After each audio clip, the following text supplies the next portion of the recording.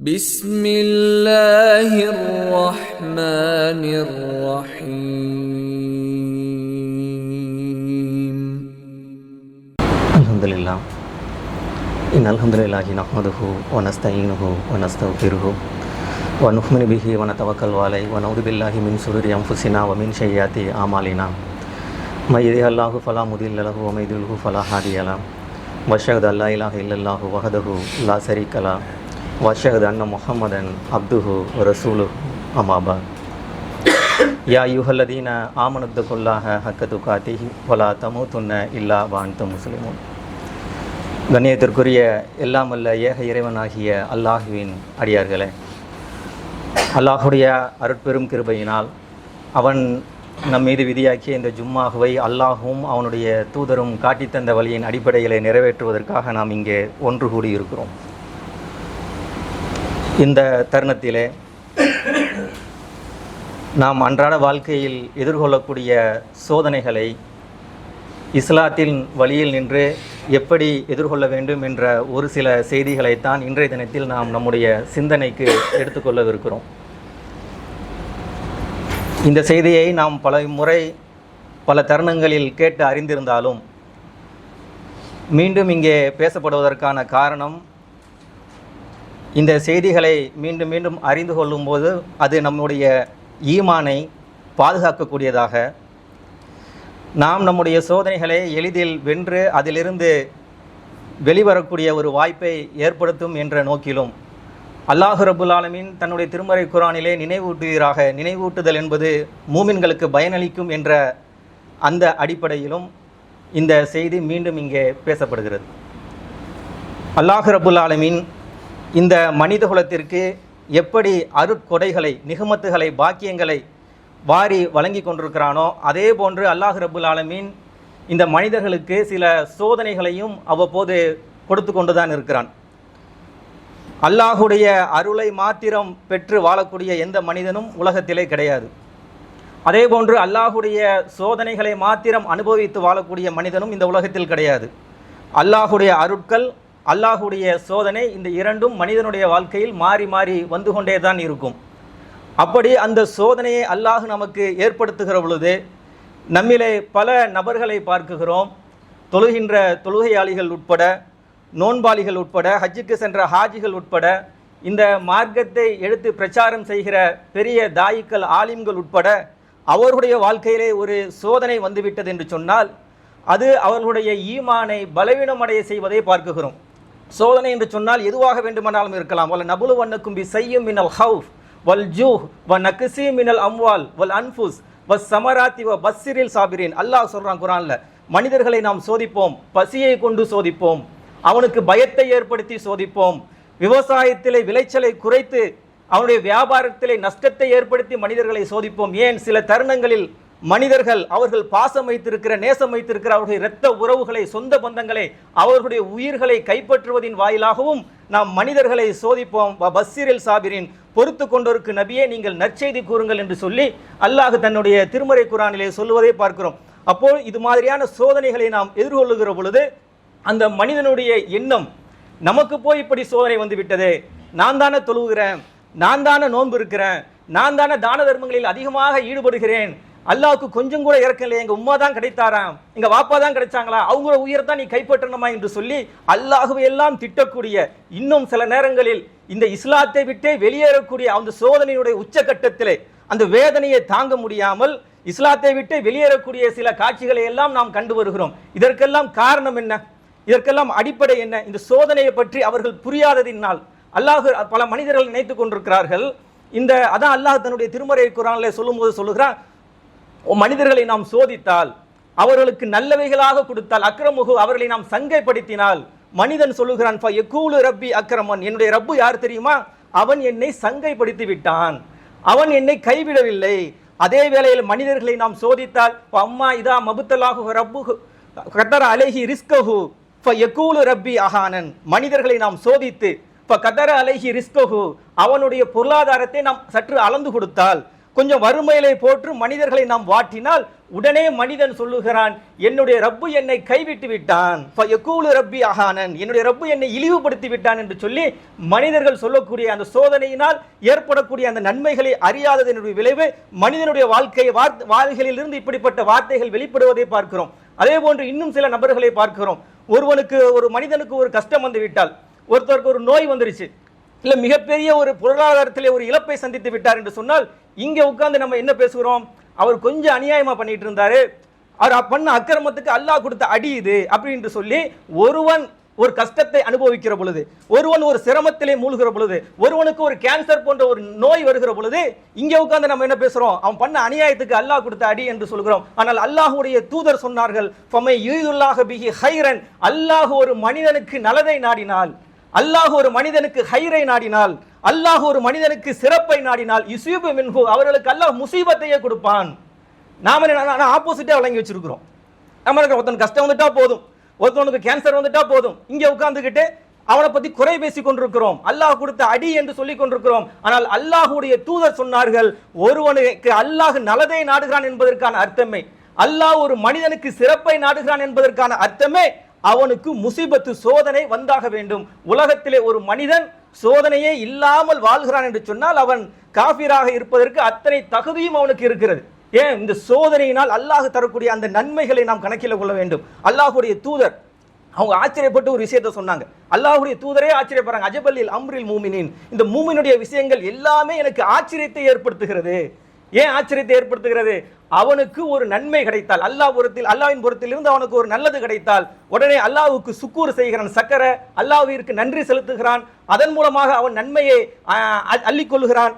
அதே போன்று ஒரு மூமினுக்கு ஒரு கஷ்டம் ஏற்பட்டு விட்டது என்று சொன்னால், அல்லாஹ்வின் புறத்திலிருந்து ஒரு சோதனை வந்து விட்டது என்று சொன்னால் சபர, அல்லாஹ்விற்காக அதை பொறுமையோடு அந்த சோதனையை அவன் தாங்கிக் கொள்கிறான், அது ஃபகான ஹைரலஹும், அதன் மூலமாகவும் அவன் நன்மையை கொள்ளையடித்து விடுகிறான் என்று சொல்லி இது மூமின்களுக்கு மாத்திரமே உள்ள சிறப்பு என்று சொல்லி இது எனக்கே ஆச்சரியத்தை ஏற்படுத்துகிறது. அல்லாஹ்வுடைய தூதர் சொல்றாங்க, அவங்களுக்கு ஆச்சரியமா இருக்குது, நல்லது நடந்தாலும் அல்லாஹ்விற்கு நன்றி செலுத்துகிறான், அதன் மூலமாக நன்மையை அவன் அடைந்து கொள்கிறான், அவனுக்கு ஒரு கெட்டது நடந்தாலும் பொறுமையோடு அல்லாஹ்விற்காக சபர் செய்கிறான், அதன் மூலமாகவும் அவன் நன்மையை அடைந்து கொள்கிறான். ரெண்டுமே மூமின்களுக்கு நல்லதாக அமைந்து விடுகிறது, எனக்கு இது ஆச்சரியத்தை ஏற்படுத்துகிறது என்று சொல்லி அல்லாஹ்வுடைய தூதர் சொல்லக்கூடிய அந்த செய்திகளை பார்க்கிறோம்.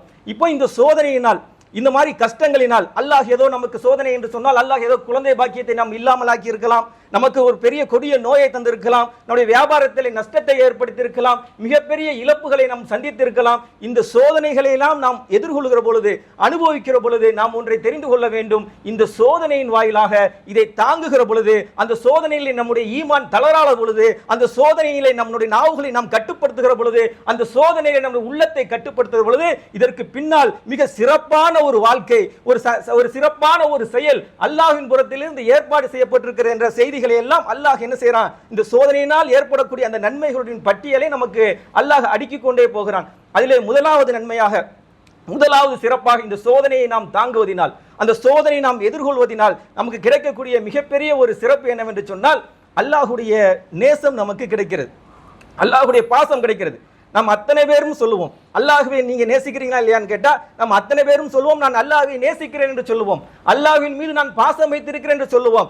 ஆனால் அல்லாஹ் நம்மை நேசிக்கிறானா, அல்லாஹ் என் மீது பாசம் வைத்திருக்கிறானா என்பதற்கான அடையாளம் என்ன, அல்லாஹ் சோதிப்பான். அல்லாஹ்வுடைய தூதர் சொன்னார்கள், உங்களுக்கு இன்னல்லாஹ் இதா ஹப்ப கௌமன் இப்தலாகும், அல்லாஹ் ஒரு மனிதனை நேசிக்கிறான் என்று சொன்னால், அஹ்வாமன் அஹப்ப கௌமன், அல்லாஹ் ஒரு கூட்டத்தை நேசிக்கிறான் என்று சொன்னால் அவர்களுக்கு கொடுக்கக்கூடிய முதல் விஷயம் என்ன, இப்தலாகும், அவர்களை அல்லாஹ் சோதிப்பான்.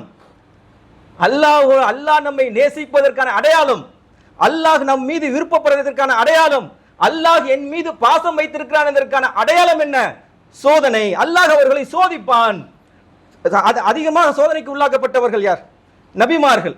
ஹஜரத் இப்ராஹிம் அலைஹிஸ்ஸலாம் அவர்கள் எடுத்துக்கொள்ளுங்கள், நபிமார்களிலேயே அதிகமான சோதனைக்கு உள்ளாக்கப்பட்ட ஒரு நபி இப்ராஹிம் அலைஹிஸ்ஸலாம் அவர்கள். இத்தகதல்லாஹ் இப்ராஹிம் ஹலீல், அல்லாஹ் இப்ராஹிமை தன்னுடைய உற்ற தோழராக ஆக்கி கொண்டான். எந்த இணை துணையும் இல்லாத ஒரு அல்லாஹ் உலகத்திலே ஒரு மனிதரை தேர்வு செய்து தன்னுடைய தோழர், நண்பர், ஃப்ரெண்ட் என்ற ஒரு அந்தஸ்தை ஒரு உலகத்திலே ஒரு மனிதனுக்கு அல்லாஹ் கொடுக்கிறான் என்று சொன்னால் அது யார், நபி இப்ராஹிம் அலைஹிஸ்ஸலாம் அவர்கள். ஏன் இப்படிப்பட்ட சிறப்பு, எந்த மனிதனுக்கும் கொடுக்காத ஒரு சிறப்பு. யாருக்கும் கிடைக்காத ஒரு அந்தஸ்து, தன்னுடைய தோழர் என்ற ஒரு அந்தஸ்தை நபி இப்ராஹிம் அலைஹிஸ்ஸலாம் அவர்களுக்கு அல்லாஹ் கொடுத்ததற்கான காரணம் என்ன? இந்த சோதனைகள். இதுபுத்தலா இப்ராஹிம் ரப்புஹு பி கலிமாத்தின் ஃபத்தமஹுன். இப்ராஹிமை நாம் சோதித்தோம் சோதித்தோம் சோதித்தோம், எல்லா சோதனைகளையுமே அவர் வெற்றி கொண்டார். கால இன்னி ஜாயிலுக்க லின்னாசி இமாமா. இப்ராஹிமே, உம்மை ஒட்டுமொத்த மனித குலத்திற்கும் நாம் இமாமாக்குகிறோம், தலைவராக்குகிறோம். ஒட்டுமொத்த ஆதம் அலைஹிஸ்ஸலாம் அவர்கள் முதற்கொண்டு இந்த உலகத்திலே கடைசியாக பிறக்கிற அத்தனை மனித குலத்திற்கும் இமாம் யார், தலைவர் யார்? நபி இப்ராஹிம் அலைஹிஸ்ஸலாம் அவர்கள். ஏன் இவ்வளவு பெரிய சிறப்பு? நாமெல்லாம் யாரை பின்பற்ற வேண்டும்? ரசூலுல்லாஹி ஸல்லல்லாஹு அலைஹி வஸல்லம் அவர்களை பின்பற்ற வேண்டும். அந்த நபிக்கு அல்லாஹ் கட்டளையிடுறார், மில்லத்த இப்ராஹிம் ஹனீஃபா. நபியே, இப்ராஹிமுடைய மார்க்கத்தை, இப்ராஹிமை நீங்கள் பின்பற்றுங்கள். யாருக்கு? நம்முடைய நபிக்கு அல்லாஹ் கட்டளையிடுகிறான். நீங்க யாரை பின்பற்றணும்? இப்ராஹிமுடைய மார்க்கத்தை, இப்ராஹிமை நீங்கள் பின்பற்றணும் என்று சொல்லுகிறான் என்று சொன்னால், இவ்வளவு பெரிய சிறப்பும் அந்தஸ்தும் நபி இப்ராஹிம் அலைஹிஸ்ஸலாம் அவர்களுக்கு கிடைத்தது என்று சொன்னால் அதற்கு அடிப்படை காரணம் அல்லாஹ் அவர்களை கடுமையான முறையிலே சோதித்தான். வேற எந்த நபியையும் சோதிக்காத அளவுக்கு கடுமையான சோதனைகளை அந்த நபிக்கு அல்லாஹ் கொடுத்தான். அவர் அதை பொறுமையோடு எதிர்கொண்டு அதிலே வெற்றி கண்டார்கள். அல்லாஹ் கொடுத்த சிறப்பு இவ்வளவு பெரிய சிறப்பு இருக்கிறது. அதே மாதிரி அல்லாஹ்வுடைய தூதரிடத்திலே சஹாபாக்கள் வந்து கேட்கிறார்கள், ஐயோ நாசி அசத்து பலா. அல்லாஹ்வுடைய தூதரே, நபி மனிதர்களே அதிகமாக சோதனைக்கு உள்ளாக்கப்பட்டவர்கள் யார் என்று அல்லாஹ்வுடைய தூதரிடத்தில் கேட்கிற பொழுது, கால அல் அன்பியா, அல்லாஹ்வுடைய தூதர் சொன்னார்கள், நபிமார்கள் தான் மனிதர்களே அதிகமாக சோதனைக்கு உள்ளாக்கப்பட்டவர்கள். ஏன்? அல்லாஹ் நபிமார்களை அதிகமாக நேசித்தான். அதன் காரணமாகவே அவர்களை அதிகமாக அல்லாஹ் சோதித்தான். அதற்கு பிறகு சும்மல் அம்சல், பிறகு வந்த மக்கள், அதற்கு பிறகு வந்த மக்கள் என்று சொல்லி அல்லாஹ் அதற்கு சோதனைகளை அவர்களுக்கு வழங்கி கொண்டே இருந்தான். இன்னும் சொல்ல போனால், உங்களுடைய ஈமானுடைய அளவிற்கு ஏற்றவாறு உங்களிடத்தில் எவ்வளவு இறை நம்பிக்கை இருக்கிறதோ, அல்லாஹ்வை மீது நீங்க எவ்வளவு நம்பிக்கை வைத்திருக்கிறீர்களோ, அல்லாஹ்வுடைய தூதரை தங்களுடைய வாழ்க்கையை எந்த அளவிற்கு நீங்கள் பின்பற்றுகிறீர்களோ, உங்களுடைய ஈமானுடைய உறுதிக்கு ஏற்றவாறு அல்லாஹ் உங்களுடைய சோதனைகளை அதிகரித்துக் கொண்டே செல்வான். அல்லாஹ்வுடைய தூதர் சொல்லக்கூடிய செய்தி. சோதனையே இல்லாமல் வாழ்ந்து விடலாம் என்று எண்ணுகிறோமா? அல்லாஹ் குர்ஆன்ல கேட்கிறான், அஸிபத்தும் அன் ததுகுலுல் ஜன்னah, சொர்க்கத்திற்குள்ளே நுழைந்து விடலாம் என்று எண்ணுகிறீர்களா? ஈமான் கொண்டு விட்டோம், இஸ்லாத்தை ஏற்றுவிட்டோம், ரசூலை பின்பற்றி விட்டோம் என்று சொல்லுகிற காரணத்தினால் மாத்திரம் சொர்க்கம் திறந்து கிடக்கிறது, உள்ளே அன் ததுகுலுல் ஜன்னah, உள்ளே நுழைந்து விடலாம் என்று எண்ணுகிறீர்களா? வலம்மா யஹ்திக்கும் மஸலுல்லதீன ஹலவு மின் கப்லிக்கும் மஸ்ஸத்துஹுமுல் பக்ஸாஉ வலர்ராஉ வஸுல்ஸிலு ஹத்தா யகூல ரசூலு வல்லதீன ஆமனு மாஹு மத்தா நஸூலுல்லாஹ். அல்லாஹ் குர்ஆன்ல கேட்கிறான், உங்களுக்கு முன் சென்றோர் பட்ட கஷ்டங்களையும் சிரமங்களையும் நீங்கள் அனுபவிக்காமல் அவர்கள் ஆட்டுவிக்கப்பட்டது போன்று நீங்கள் ஆட்டுவிக்கப்படாமலேயே எந்த அளவிற்கு ஆட்டுவிக்கப்பட்டார்கள்? மஸ்ஸத்துஹுமுல் பக்ஸாஉ வலர்ராஉ வஸுல்ஸிலு, அவர்களை பசியும் பட்டினியும் அவர்களை பீடித்துக் கொண்டது, கடுமையான வறுமையை வாடினார்கள், கால்கள் கைகள் எல்லாம் நடுங்கக்கூடிய அந்த நேரத்திலே அல்லாஹ்வின் தூதரிடத்திலே வந்து கேட்டார்கள், மத்தா நஸூலுல்லாஹ், நம்பிக்கை கொண்டு விட்டோம், அல்லாஹ்வை ஏற்றுக்கொண்டோம், நீங்கள் சொன்னால் அல்லாஹ்வுடைய உதவி வரும் என்று எங்களுக்கு சொன்னீர்களே, அந்த உதவி எங்களுக்கு எப்போது வந்து சேரும் என்று சொல்லி அல்லாஹ்வுடைய தூதரும் அவர்களை நம்பிக்கை கொண்டிருந்த அந்த சஹாபாக்களும் கையேந்தி அல்லாஹ்வுடைய உதவியை ஏந்தி காத்து கொண்டிருந்தார்களே, அப்படிப்பட்ட கஷ்டங்களையும் சிரமங்களையும் துன்பங்களையும் அனுபவிக்காமலேயே சொர்க்கத்திற்குள்ளே நீங்கள் எல்லாம் நுழைந்து விடலாம் என்று எண்ணீர்களா? முடியாதுன்ட்டு அல்லாஹ் குர்ஆன்ல. இந்த வசனம் எப்போது அருளப்படுகிறது? நபிகள் நாயகம் ஸல்லல்லாஹு அலைஹி வஸல்லம் அவர்கள் காபாவுடைய ஒரு நிழலிலே படுத்து ஓய்வெடுத்துக் கொண்டிருக்கிறார்கள். கப்பாப் ரலியல்லாஹு அன்ஹு அவங்க வராங்க, அல்லாஹ்வுடைய தூரத்தில் வராங்க. வந்து சஹாபி கேட்கிறாங்க, அல்லாஹ்வுடைய தூதரே, நாங்கள் எல்லாம் கஷ்டப்பட்டு கொண்டிருக்கிறோம், எங்களை சுடுவனைகளை பிரட்டி கொண்டிருக்கிறார்கள், எங்களை அடித்துக் கொண்டிருக்கிறார்கள், நாங்கள் எல்லாம் இவ்வளவு பெரிய துன்பத்தில் இருக்கிறோம், நீங்கள் படுத்து ஓய்வெடுத்துக் கொண்டிருக்கிறீர்கள் என்று சொல்லி அல்லாஹ்வுடைய தூதரிடத்தில் எங்களுக்காக நீங்கள் அல்லாஹ்விடத்திலே பிரார்த்தனை செய்ய மாட்டீர்களா என்று சொல்லி கப்பாப் ரலியல்லாஹு அன்ஹு வந்து அல்லாஹ்வுடைய தூதரிடத்தில் கேட்கிறாங்க, ஓய்வு எடுத்து கொடுத்த ரசூலாட்ட கேட்கிறாங்க. அதுக்கு அல்லாஹ்வுடைய தூதர் சொன்ன பதில் என்ன தெரியுமா? என்ன கஷ்டத்தை அனுபவிச்சிட்டீங்க, என்ன துன்பத்தை அனுபவிச்சிட்டீங்க, நீங்க உங்களுக்கு முன் சென்றோர்கள் பட்ட கஷ்டம் என்ன தெரியுமா? அவர்களுக்கு நடந்த துன்பம் என்ன தெரியுமா? அதெல்லாம் நீங்க அனுபவிச்சிட்டீங்களா? அவர்கள் இந்த இஸ்லாத்தை ஏற்றுக்கொண்டதற்காக, அல்லாஹ்வை நம்பியதற்காக, தூதர்களை அவர்கள் பின்பற்றியதற்காக அவர்களுக்கு நடந்த கொடுமை என்ன? மண்ணை தோண்டி உள்ளே நிறுத்தப்படுவார்கள், ரம்பத்தை கொண்டு தலைகீழாக அறுக்கப்படும், உடல் அப்படியே 2 கூறுகளாக பிரிக்கப்படும். அப்போது அது ஒரு ஈமானிலிருந்து அவர்களை பெறலச் செய்யவில்லையே, இரும்பு சீப்புகளை பழுக்க காய்ச்சி அவருடைய மேனியிலே கோதப்படும். அந்த இரும்பு சீப்பு அவர்களுடைய சதைகளை கிழித்து நரம்புகளை அறுத்து அவருடைய எலும்புகளை எல்லாம் பதம் பார்த்து ரத்தம் பீரிட்டு வலியக்கூடிய அந்த நேரத்தில் கூட அவருடைய ஈமானை அது பெறலச் செய்யவில்லையே, அவருடைய ஈமானை அது பலவீனப்படுத்தவில்லையே. அந்த நிலைமையெல்லாம் நீங்க அனுபவிச்சிட்டீங்களா? என்ன கொடுமையை அனுபவிச்சிட்டோம், என்ன சிரமத்தை நீங்க அனுபவிச்சிட்டீங்க போங்க என்று சொல்லி அல்லாஹ்வுடைய தூதர் திருப்பி விடுகிறார் சொன்னால் நாம் சிந்தித்து பார்க்க வேண்டும். நாம் நம்முடைய வாழ்க்கையில இந்த தருணத்திலே நாம் எதிர்கொள்ளக்கூடிய இது இவ்வளவு பெரிய சோதனை நம்ம பார்த்துட்டோமா? இவ்வளவு பெரிய துன்பத்தை, இவ்வளவு பெரிய கஷ்டத்தை நாம் அனுபவிச்சிட்டோமா? உயிர் போற அளவுக்கு நம்ம சோதனைகளை நாம் சந்தித்துக் கொண்டிருக்கிறோம். வியாபாரம் சின்ன ஒரு கஷ்டம், ஒரு வியாபாரத்தில் ஒரு நஷ்டம், சர்வ சாதாரணமாக அல்லாஹ்வை நாம் குறை பேசிக் கொண்டிருக்கிறோம், அல்லாஹ்வை திட்டிக் கொண்டிருக்கிறோம். நான் தானே தொழுகிறேன், நான் தானே நோன்பு இருக்கிறேன், அநியாயம் பண்றவன், அட்டுழியம் பண்றவன், அக்கிரம் பண்றவன் மாட மாளிகையில் நல்ல செல்வ செழிப்போடு வாழ்ந்து கொண்டிருக்கிறானே, நல்ல சுகபோகமான வாழ்க்கையிலே அவர்கள் ஈடுபடுகிறார்களே, தொழக்கூடிய நான், நோன்பு இருக்கக்கூடிய நான், ஜக்காத்து கொடுக்கக்கூடிய நான், இஸ்லாத்தை இயன்ற அளவுக்கு சரியாக பின்பற்றக்கூடிய நான், என்னை போட்டு அல்லாஹ் சோதிக்கிறான் என்று சொல்லி மனிதர்கள் பேசுவதை நம்ம காதுல கேட்கிறோமா இல்லையா? இப்ப மனுஷன் என்ன நினைச்சிட்டு இருக்கிறான்? தொலை வந்துட்டா போதும், நோன்பு வச்சுட்டா போதும், ஜக்காத்து கொடுத்துட்டா போதும், எந்த துன்பம் வரக்கூடாது, வியாபாரம் நல்லா நடந்துடணும், பங்களாக்கள் வீட்டிலே நகைகள் கூடிவிட வேண்டும், இதே எண்ணத்தோட, இதே மனதோட இப்படியே இருக்கக்கூடிய காட்சிகளை எல்லாம் பார்க்கிறோம். சோதனை வந்துட்டா உடனே அல்லாஹ்வை திட்டக்கூடிய, அல்லாஹ்வை குறை சொல்லக்கூடியவர்களாக மாறி போக காட்சியை பார்க்கிறோம். ஆனால் அந்த சோதனையை எதிர்கொள்வதின் வாயிலாக நமக்கு கிடைக்கக்கூடிய மிகப்பெரிய முக்கியமான சிறப்பு அல்லாஹ்வுடைய நேசம் நமக்கு கிடைக்கிறது, அல்லாஹ்வுடைய பாசம் கிடைக்கிறது. இதற்கு மேல உலகத்தில் ஒரு மனிதனுக்கு என்ன வேணும்? அல்லாஹ்வுடைய நேசம் ஒரு மனிதனுக்கு கிடைத்து விட்டால் என்ன அர்த்தம்? எல்லாம் முடிஞ்சு, அவனுக்கு சொர்க்கம். அட் எண்டு கடைசியில் அவன் செய்த பாவங்களுக்கு ஏற்றவாறு தண்டனை அனுபவித்தாலும் அல்லாஹ்வுடைய நேசம் ஒரு மனிதனுக்கு கிடைத்து விட்டது என்று சொன்னால் அவனுடைய ஃபைனல் டெஸ்டினேஷன் என்ன? சொர்க்கத்திற்கு சென்று விடுவான். அல்லாஹ்வின் நேசம் பெற்ற ஒரு மனிதன், அல்லாஹ்வின் பாசம் பெற்ற ஒரு மனிதன் கடைசி வரைக்கும் நரகத்தில் கடந்து கருக போறானா? கிடையாது. அப்போ அல்லாஹ்வுடைய நேசம் கிடைக்கிறது, பாசம் கிடைக்கிறது. எனவே நமக்கு ஏற்படக்கூடிய அந்த சோதனைகளை அந்த நேரத்திலே நாம் பொறுமையோடு அதை எதிர்கொண்டு இந்த சோதனையை எதிர்கொள்வதின் வாயிலாக அல்லாஹ் என்னை நேசிக்கிறான் என்ற சிந்தனையோடு அதை நாம் எதிர்கொண்டோம் என்று சொன்னால் நமக்கு வரக்கூடிய சோதனை மிக எளிதில் நாம் கலந்து விடலாம். அதே போன்று இன்னும் ஏராளமான செய்திகளை ரசூலுல்லாஹி ஸல்லல்லாஹு பட்டியலிடுறாங்க. இந்த சோதனையின் வாயிலாக அல்லாஹ் நமக்கு நாடக்கூடிய இன்னொரு முக்கியமான விஷயம், நம்முடைய பாவங்களை அல்லாஹ் அழிக்கிறான். பாவம் செய்யாத எந்த மனிதனும் கிடையாது, நம்மளாம் மலக்கு கிடையாது. குல்லு பனி ஆதமே யுக்திபு பில் லைலி வன்னஹார், ஆதமுடைய மகன் இரவிலும் பகலிலும் தவறிழைக்கக்கூடியவனாகத்தான் படைக்கப்பட்டிருக்கிறான். மேனுஃபேக்சரிங் டிஃபெக்ட், அவனால் மாற்ற முடிய எந்த மனிதனும் தப்பிற்கு நபிமார்கள் உட்பட யாரும் பாவம் செய்யாதவர்கள் இந்த உலகத்தில் யாரும் கிடையாது. அப்போ அப்படிப்பட்ட ஒரு நிலைமையில இருக்கக்கூடிய நாம் அந்த பாவங்களை அழிப்பதற்கு அல்லாஹ் இந்த சோதனையை ஒரு காரணமாக ஆக்குறான். நபிகள் நாயகம் ஸல்லல்லாஹு அலைஹி வஸல்லம் அவர்கள் ஒரு சஹாபி பெண்மணியை நோய் நலம் விசாரிப்பதற்காக செல்லுகிறாங்க. உம்மு சாயிப் என்று சொல்லப்படக்கூடிய ஒரு சஹாபி பெண்மணி போய் நோய் நலம் விசாரிக்கிற பொழுது அவங்க அந்த சஹாபி பெண்மணியை சொல்றாங்க, அம்மரீரத்துன், என்னை அல்லாஹ்வுடைய தூதர், நான் நோய்வாய்ப்பட்டிருந்தேன், என்னை பார்ப்பதற்கு ஆதனி ரசூல் ஸல்லல்லாஹு அலைஹி வஸல்லம் அவர்கள் என்னை நோய் நலன் விசாரிப்பதற்காக வந்தார்கள். வந்த இடத்துல அல்லாஹ்வுடைய தூதர் அந்த பெண்மணியை பார்த்துவிட்டு சொன்னார்கள், அபு சிரியா உம்மு உலாமை உமக்கு சுப செய்தி என்று சொன்னார்கள். காய்ச்சல்ல படுத்து கிடக்கிறாங்க, கடுமையான காய்ச்சல், தாங்க முடியாத ஒரு வேதனை. உலகத்துல சற்று நீங்கள் கற்பனை பண்ணி பாருங்கள், ஒரு மனிதன் ஒரு காலை உடைஞ்சு ஒருத்தன் படுத்து கிடக்கிறான், காலை போயிருச்சு, அவனை போய் பார்க்க போடிய நீங்க அவன்கிட்ட போய் சுப செய்தின்னு சொன்னா என்ன செய்வான்? பக்கத்துல பெட்ல நம்மள அட்மிட் பண்ணிடுவான், இல்லைன்னா திட்டுவான், அப்படிதானே செய்வோம். ஆனால் ரசூல் ஸல்லல்லாஹு அலைஹி வஸல்லம் சொல்றார்கள், உங்களுக்கு சுப செய்தி என்று சொல்லிவிட்டு அல்லாஹ்வுடைய தூதர் சொல்கிறார்கள், மூமின்களுக்கு ஏற்படக்கூடிய எல்லா நோய்களுக்கும் பதிலாக அல்லாஹ் எதுஹபுல் பி ஹத்தாயா, அவருடைய பாவங்களை அல்லாஹ் அழித்துக் கொண்டிருக்கிறான். ஒரு காய்ச்சலாக இருந்தாலும் சரி, ஒரு தலைவலியாக இருந்தாலும், காலில் சின்னதா ஒரு கல்லு தட்டினாலும் சரி, நீங்கள் அனுபவிக்கக்கூடிய ஒவ்வொரு சின்ன துன்பத்திற்கும் சின்ன வலிகளுக்கும் அல்லாஹ் உங்களுடைய பாவங்களை அல்லாஹ் போக்கிக் கொண்டிருக்கிறான் என்று சொல்லி அல்லாஹ்வுடைய தூதர் சொல்றாங்க. அதே போன்று இன்னொரு பெண்மணி, காய்ச்சலினால் பாதிக்கப்பட்ட பெண்மணியை ரசூல் ஸல்லல்லாஹு அலைஹி வஸல்லம் நோய் நலன் விசாரிக்க சொல்றாங்க. அந்த இடத்துல அவங்க என்ன சொல்றாங்கன்னு கேட்டீங்கன்னா, அல்லாஹ்வுடைய தூதரே, இந்த காய்ச்சலுடைய வேதனை எனக்கு ரொம்ப கடுமையாக இருக்கிறது, என்ன நரகத்தினுடைய வெப்பத்தின் மூலமாக வர அந்த காய்ச்சல் ரொம்ப எனக்கு உடல் நிலைமையை போட்டு என்னை பாதித்து விட்டது.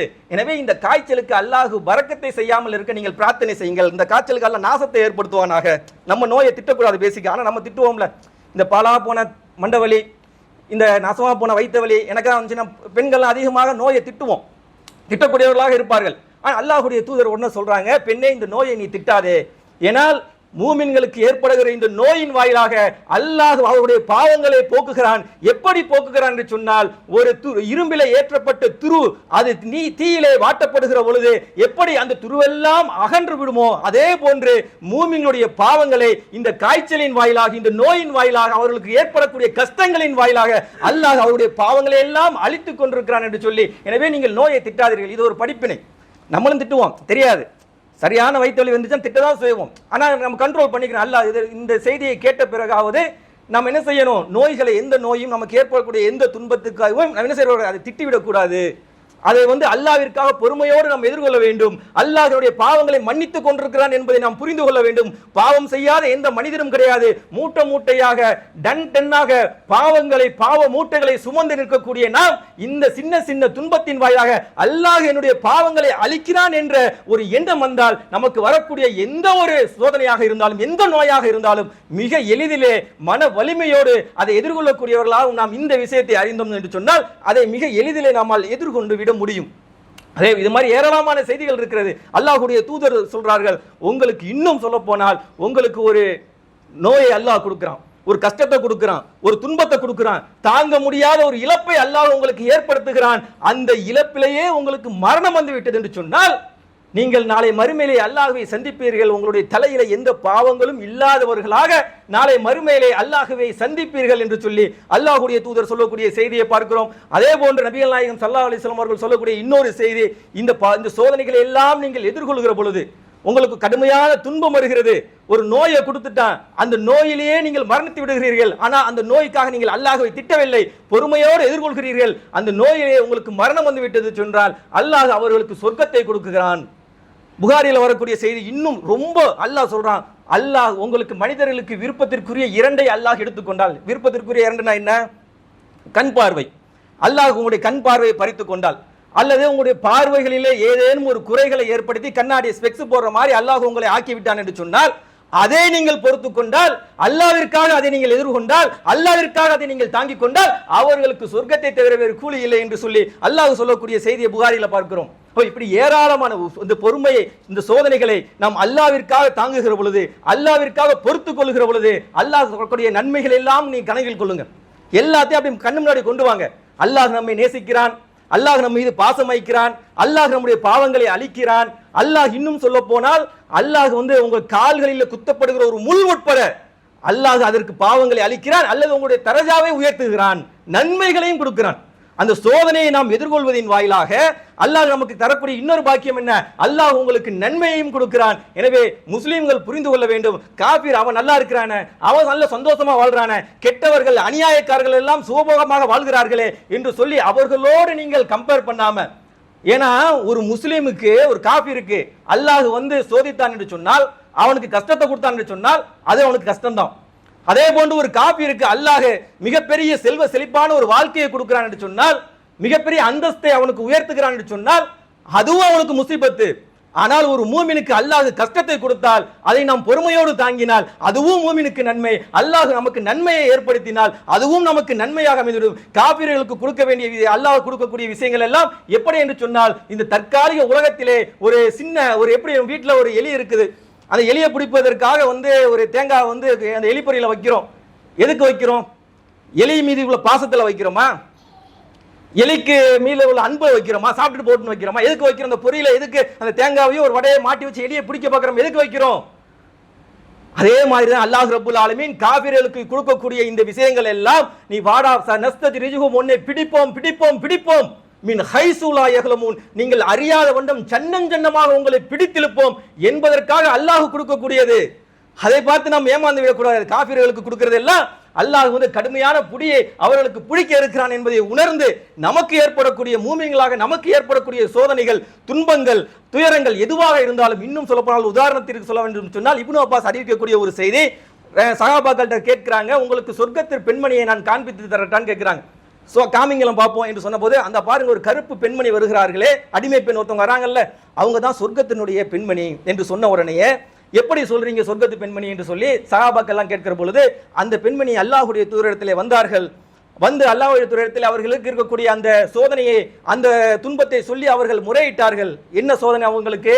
அவங்களுக்கு அடிக்கடி அந்த வலிப்பு நோய் வந்து விடுகிறது. ரோட்டில் நடக்கிற நேரத்தில் எல்லாம் அவர்கள் வந்து வலிப்பு நோய் ஏற்பட்டு ரோட்டிலேயே விழுந்துடுறாங்க. அடிமை பெண்ணாக இருக்கிறனால அடிக்கடி மார்க்கெட் இந்த மாதிரிலாம் போயிட்டு வர வேண்டிய வேலை இருக்கும். உடனே அல்லாஹ்வுடைய தூரத்தில் கேட்கிறாங்க, இந்த மாதிரி நோய் இருக்குது, இந்த நோய் போவதற்கு நீங்கள் அல்லாஹ்விடத்தில் எனக்காக பிரார்த்தனை செய்யுங்கள் என்று சொல்லி அல்லாஹ்வின் தூதரிடத்திலே முறையிடுகிறார்கள். முறையிட்ட உடனே அந்த சஹாபி அல்லாஹ்வுடைய தூதர் சொல்றாங்க, பெண்ணே உனக்காக நான் அல்லாஹ்விடத்திலே பிரார்த்தனை செய்கிறேன், பிரார்த்தனை செய்து இந்த நோயோடு இரு, இந்த நோய் இருந்து விட்டது என்று சொன்னால், இந்த நோயை நீ பொறுமையோடு பொறுத்து கொண்டா என்று சொன்னால் அல்லாஹ் உனக்கு சொர்க்கத்தை தருவான். இல்ல உனக்காக நான் பிரார்த்தனை செய்ய இந்த உலகத்திலேயே இந்த நோய் போகணும் என்று சொன்னால் நான் அதற்காகவும் அல்லாஹ்விடத்தில் நான் பிரார்த்தனை செய்கிறேன், பொறுமையோடு இருக்கிறியா, அல்லாஹ்வுக்காக பொறுத்துக் கொள்கிறியா, இல்லை பிரார்த்தனை செய்யவா என்று சொல்லி அந்த பெண்ணிடத்திலே ரசூலுல்லாஹ் கேட்கிறாங்க. நம்ம இடத்துல கேட்டால் என்ன சொல்லுவோம்? கார்டியாக் அரெஸ்ட் மாதிரி தெரியுது, இழுத்துக்கிட்டு இருக்குது, போய் பொறுமையா இருக்கிறியா, அல்லாஹ் உனக்கு சொர்க்கத்தை தருவான் செத்துட்டீங்கன்னா, இல்லை ஹாஸ்பிட்டல் அட்மிட் பண்ணி காப்பாற்றுவான்னு கேட்டால் தயவுசெய்து என்னை காப்பாத்திருங்க அப்படிங்கிற மாதிரி தான் நம்ம சொல்லுவோம். அப்படிதான் மனிதருடைய எண்ணம் இருக்கும். ஒன்னா அந்த பெண்மணி சொல்றாங்க, அல்லாஹ்வுடைய தூதரே இது பொறுத்து கொண்டால் எனக்கு சொர்க்கமா, பொறுத்து கொண்டால் எனக்கு மறுமையில வெற்றியா, இஸ்பிர் அல்லாஹ்விற்காக இதை நான் பொறுத்துக் கொள்கிறேன் யார சொல்லலாம், இந்த நோயை நான் தாங்கிக் கொள்கிறேன் யார சொல்லலாம், எனக்கு சொர்க்கம் கிடைக்கும் என்று சொன்னால் எந்த துன்பத்தையும் நான் ஏற்க தயார் யார சொல்லலாம் என்று சொல்லி இந்த நோய் எனக்கு போக வேண்டாம், இந்த நோயை நான் அல்லாஹ்விற்காக பொறுத்துக் கொள்கிறேன், அதற்கு பகரமாக அல்லாஹ்விடத்தில் சொர்க்கத்தை நான் பெற்றுக்கொள்கிறேன். எனவே இந்த நோயினால் ஏற்படக்கூடிய இன்னும் சில விஷயங்கள் இருக்கிறது. அந்த நோய் ஏற்பட்டு வலிப்பு ஏற்படுகிற பொழுது என்னுடைய ஆடைகள் எல்லாம் விலகி விடுகிறது. எனவே அது விலகாமல் இருக்குமாறு அதற்கு மாத்திரம் நீங்கள் அல்லாஹ்விடத்தில் பிரார்த்தனை செய்யுங்கள் என்று சொல்லிவிட்டு அந்த பெண்மணி சொல்கிறார் என்று சொன்னால் எவ்வளவு பெரிய ஈமானிய உறுதி, அந்த சொர்க்கம் கிடைக்கும் என்று சொன்னால், அந்த சொர்க்கத்திலே மறுமையிலே வெற்றி கிடைக்கும் என்று சொன்னால், எவ்வளவு பெரிய துன்பத்தையும் எவ்வளவு பெரிய நோயாக இருந்தாலும் எவ்வளவு பெரிய சிரமங்களாக இருந்தாலும் கஷ்டங்களாக இருந்தாலும் அல்லாஹ்விற்காக அதை நான் பொறுத்துக் கொள்வேன். ஏனால் என்னுடைய அல்டிமேட் கோல் நாளை மறுமையிலே வெற்றி பெற வேண்டும் என்று அந்த மகத்தான வெற்றியை நோக்கி பயணிக்கக்கூடியவர்களாக அந்த பொறுமையோடு அவர்களுக்கு ஏற்பட்ட எல்லா சோதனைகளையும் அவர்கள் எதிர்கொண்டார்களே, அதுபோல் நாமும் நம்முடைய வாழ்க்கையில் ஏற்படக்கூடிய அன்றாட ஒரு தலைவலி, ஒரு காய்ச்சல், சின்ன சின்ன உடம்பு சரியில்லாத நோய், நமக்கு பிள்ளை இல்லாமல் இருக்குது, நம்முடைய உறவுகளை அல்லாஹ் பறித்துக் கொண்டான், இப்படியான வியாபாரத்திலே நஷ்டம், சின்ன கஷ்டம், இப்படி நாம் அன்றாடம் சந்திக்கக்கூடிய எல்லா சோதனைகளின் போதும் அல்லாஹ்வை நினைவில் கொண்டு அல்லாஹ்வுடைய சொர்க்கம் கிடைக்கிறது, அல்லாஹ்வுடைய பாசம் கிடைக்கிறது, அல்லாஹ்விடத்தில் நன்மை கிடைக்கிறது, அல்லாஹ் நம்முடைய பாவங்களை எல்லாம் இதன் மூலமாக அழித்துக் கொண்டிருக்கிறான் என்று அல்லாஹ் பட்டியலிடுகிற இந்த நன்மைகளை எல்லாம் நாம் சற்று நம்ம கண் முன்னால் கொண்டு வந்து நிறுத்தி சிந்தித்தோம் என்று சொன்னால் நமக்கு ஏற்படக்கூடிய அந்த சோதனையில் இருந்தும் மன வலிமை பெற முடியும், நம்முடைய ஈமானை நாம் பாதுகாத்துக் கொள்ள முடியும். அதன் மூலமாக நாளை மறுமையிலே அல்லாஹ்வுடைய சோதனையை பொறுத்து கொண்டோம், பொறுமையோடு எதிர்கொண்டோம் என்ற காரணத்தினால் மகத்தான வெற்றியையும் மறுமையிலே பெறக்கூடிய நன்மக்களாக வல்ல ரஹ்மான் உங்களையும் என்னையும் ஆக்கி அருள் புரிய வேண்டும் என்ற பிரார்த்தனையோடு என்னுடைய முரல் உரையை நிறைவு செய்கிறேன். அல்ஹம்துலில்லாஹி ரப்பில் ஆலமீன். சோதனைகளால் அல்லாஹ் ரப்புல் ஆலமீன் அதை எவ்வாறு எதிர்கொள்ள வேண்டும் என்று சொன்ன செய்திகளை, ஒரு சில செய்திகளை, ஏராளமான செய்திகள் இருந்தாலும் ஒரு சில முக்கியமான செய்திகளை மாத்திரம் பார்த்தோம்.